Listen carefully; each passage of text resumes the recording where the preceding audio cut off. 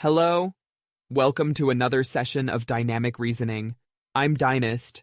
Today, we will identify 10 flaws in international cybercrime laws. We will use the case study approach to identify the nature of a cybercrime, key jurisdictional issues, legal and enforcement challenges, possible legal actions, and some flaws in implementation. We will conclude by highlighting possible measures to be taken to ameliorate the flaws in the cybercrime laws as it relates to our case study. Let's go. 10 cybercrime flaws. 1. The lack of a uniform legal framework across different jurisdictions. 2. The difficulty in tracking down and prosecuting cross-border offenders. 3. Largely reactive laws that often lag behind technological advancements and cannot handle crimes related to emerging technologies. 4. The privacy and civil liberties clash. The balance between enforcing effective cybercrime laws and protecting individual rights. 5. Weak enforcement in developing nations that lack resources and expertise to enforce cybercrime laws effectively. 6. Significant variation in the penalties and sentencing guidelines for cybercrimes across different jurisdictions. 7. Jurisdictional issues in digital crimes, which often transcend traditional national boundaries, making it difficult to determine jurisdiction. 8. Laws focused on reactive measures, responding to incidents after they occur. 9. Some overly broad laws designed to combat cybercrime may criminalize activities that are part of normal online behavior or research. And lastly, 10. The lack of laws that support victims of cybercrime. Now, the case study.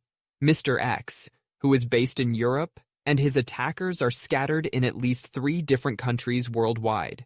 Mr. X received a call from an old friend in Country 1, who seeks his financial assistance and language interpreting skills in Country 2 for a business transaction. Mr. X, convinced, sends some money to his friend's associate in Country 2, and then travels to Country 2 at his own cost. In Country 2, he is told the transaction is to help a group of people, who are fraudsters, interpret their communications with other groups in order to receive consignments of money. Prior to Mr. X notifying the cops in Country 2 of the scam, the fraudsters upped and left Country 2 for Country 1.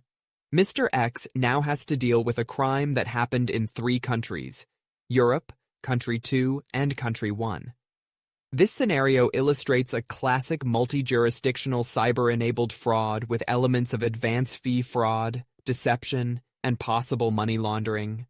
Let's highlight the challenges of dealing with cybercrime across borders. Challenge 1. The nature of this cybercrime, which includes 1. Social engineering and deception. The attackers used a personal relationship, an old friend, to lure Mr. X into participating in their scheme. 2. Business email compromise, BEC, or fraudulent transactions.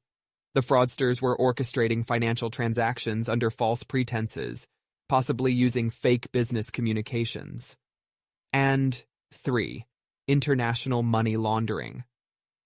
The scheme likely aimed at laundering illicit funds across multiple jurisdictions. Challenge number 2 is the jurisdiction under which the crime occurred. Since the crime spans at least 3 countries, multiple legal frameworks apply, which covers the crime in Mr. X's home country, Europe, where he was deceived, and this may qualify as a cyber-enabled fraud offense under local law. Country 2, where Mr. X traveled. This is where the fraudulent activity was exposed. Authorities here may charge the fraudsters with fraud or conspiracy. Country 1, where the perpetrators fled. Since the perpetrators are now in Country 1, law enforcement in Country 2 may need to collaborate with officials in Country 1 to apprehend them. 3. The legal and enforcement challenges, which includes cross-border investigation, digital evidence collection, and jurisdictional conflicts. So what are the possible legal actions for Mr. X? We would discuss this in our next episode. Cheers!